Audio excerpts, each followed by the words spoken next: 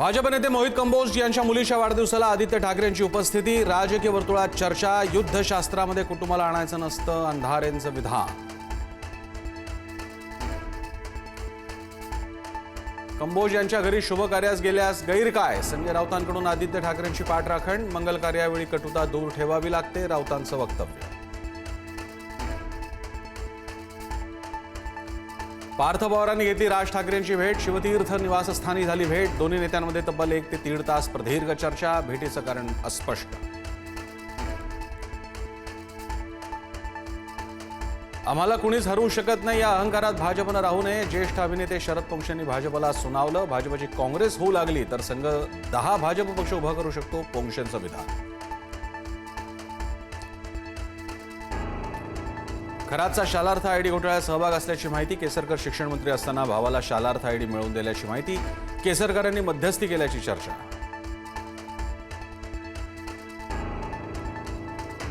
खरात प्रकरणातील ईशान्येश्वर देवस्थान पुन्हा चर्चेत। मंदिर पर्यटन स्थळांच्या यादीत समावेश नसतानाही निधी मंजूर।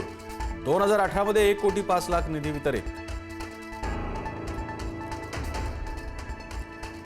खरातच्या शस्त्र परवान्याबाबत धक्कादायक माहिती। खरातकडील शस्त्र परवान्याची 12 वर्षात पोलीस दप्तरी नोंदच नाही। पोलीस अधीक्षक कार्यालयाच्या नोंदीत परवान्याचा उल्लेखच नाही।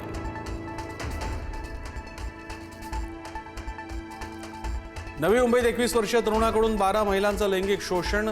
10वी पास आदर्श म्हात्रेकडून शास्त्रज्ञ डॉक्टर इंजिनियर असल्याचं भासवत महिलांना गंडा। गलेगठ्ठ पगार असणाऱ्या महिलांना केलं लक्ष्य।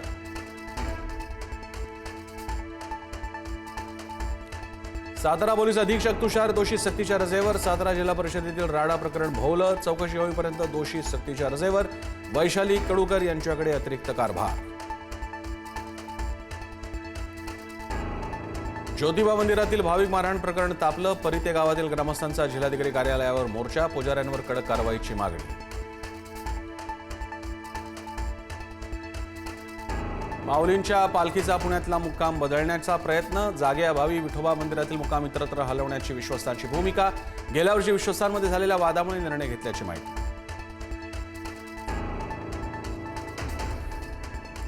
आजपासून 4 एप्रिल दरम्यान राज्यात मेघगर्जनेसह वादळी पावसाची शक्यता। खानदेश, मराठवाडा, पश्चिम विदर्भ, मध्य महाराष्ट्रातील घाट परिसरातील जिल्ह्यांमध्ये विजांचा कडकडाट तर काही ठिकाणी गारपिटीचा अंदाज। शिकूया AI ची क्रांती, चला करूया MSCIT।